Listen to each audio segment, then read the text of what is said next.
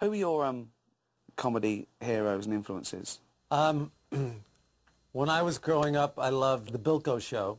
For the life of me, Sergeant Bilko, I can't understand how he lost. You know, lots of people go to the races, win a little, lose a little. Not us. We brought our own expert. Born and raised on a farm in Kentucky, knows all about horses. Joined the Army. Why? So he could pick a horse for us that came in absolutely last. Good boy. He was doing what we were doing in a way, doing these guys who are saying and doing things that nobody else would say and do nasty things and being unlikable and, exactly, and being deceptive. I talked my platoon into putting up a bankroll, and now zing, half of it is gone. How am I going to face that platoon? Hiya, boy. Don't lean on him, he's liable to collapse. Not him, Sarge. He's a real thoroughbred. He's got courage. Yeah, well, let him face the platoon. But it's the same plot every week. He's trapped, he's in this, you know, it could be prison or whatever, it just happens to be the Army. It laid out the blueprint for sitcom, I think. I love Bilko. And I loved Abbott and Costello. Chuck, what? Do we have to sleep in this room? Why, you're not afraid, are you? No. But if you see a pair of pants flying through the air, don't grab them. Why? I'll be in them! I loved Abbott and Costello. I did, but I always felt that I had Laurel and Hardy. Well, here's another nice kettle of fish you pickled me in. I think they were too sophisticated for me when I was a kid. There was something I didn't quite latch onto about them. I don't know why. It's the relationship that I love. You know, I'm with this idiot. It's almost like I'd be okay if it wasn't for this fool. And it's the way they share that screen time that Stan's the idiot and he says stupid things. And Ollie can't believe he says those things. Well, what's the matter? Where's that clock? What clock? The clock you paid $290 for. Why, that's ridiculous. Where would I get $290? Where's that clock? I don't know. He said he was going to keep it in the dark. And if I didn't keep my mouth shut, then nobody'd be any the wiser. Oh! Now, why didn't you keep your trap shut? And I think there's a certain amount of that with you and Jeff. You take turns. Sometimes you're the Stan, where you say the wrong thing and it's out there. And sometimes you're the, why do you say that? What, you're an idiot. Oh, my God! What are you... Here. Oh, needed this. Susie's here. What? Oh, what hi, is Susie. going on here? What are you doing here? The amount of sleep that I've lost... What thinking are about you this... doing here? Listen, and I'll tell you. Sammy's shelf has been on my mind. I've always thought the shelf was loose. And you brought Larry to help you with the shelf? I know a lot about shelving. I put up all the shelves in my house. And You put the shelves up in your... I find that hard He knows to believe, a lot Larry. about shelving. No, I put them all up. And Mr. I was just, California I was gonna, Closets over check here out all of a sudden? the shelves here. Look, get the hell... Leave! Jeff, in a way, has a tough role on my show because he's a confidant. Sometimes he's just there to be helpful to the story. You know? It's such a useful character, though, isn't it? Because he knows everything. And, I couldn't do the show without that character. It's almost like setting you up. You know, it's sending you on your way. And yeah. Now, Cheryl is so adept at doing that kind of thing. Oh, by the way, did you tell Wanda she has a big ass? I didn't tell Wanda she had a big ass. She'll always know exactly how to make a scene funnier. Why? What's the big deal? What if I did say she has a big ass? So what? That's not so terrible. What's the matter with a big ass? I like big asses. There's no problem. You like big asses? I don't mind a big ass. I mean, no, that's not necessarily big. This is interesting. No, what? You love big asses? No, I don't love big asses. How big do you like them? I like them just the regular. I like them just like yours, okay? Oh. That's how I Because like mine is really big. No, and I it's like not them really big. big. It's not. It's good size. You just said I love big asses and I like yours.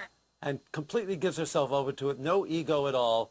Always knows where to take a scene to get it funnier. All this stuff is unfolding now. Nothing's unfolding. Which is interesting. After years together, I'm just finding out. What are you, crazy? All No, these sexual that's things so about you untrue. that I have no Don't. idea. No, I'm not the deviant. I didn't say deviant. Presumably, you get the ideas from real life. You know, their observations or things that you think may happen. And is it all for the comedy, or is there any part of it that's you getting something off your chest? I'm not consciously trying to get things off my chest, I don't think.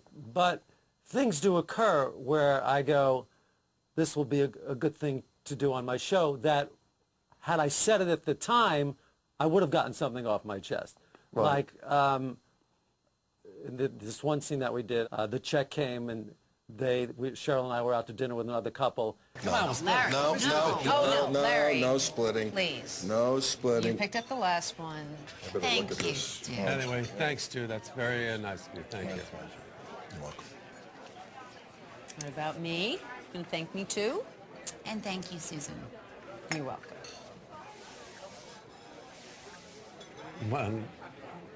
Why do I have to thank you? For dinner that my husband and I treated you to? Oh, I thought he treated me to it.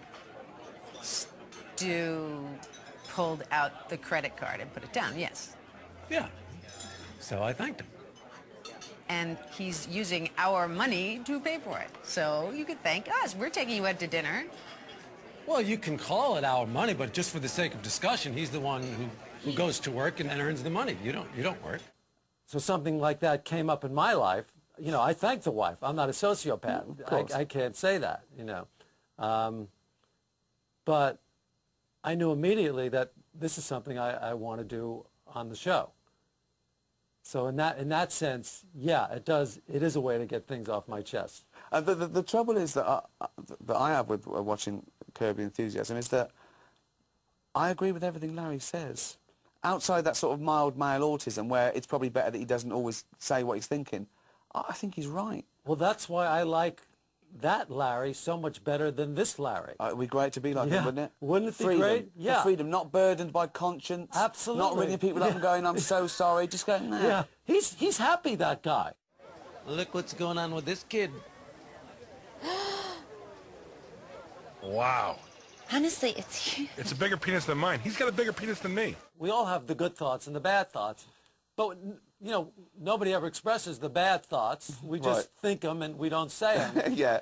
But the bad thoughts are funny. I saw your son at the pool. Yeah. Kid's got some penis on him. It's pretty good. What are you saying? Your son.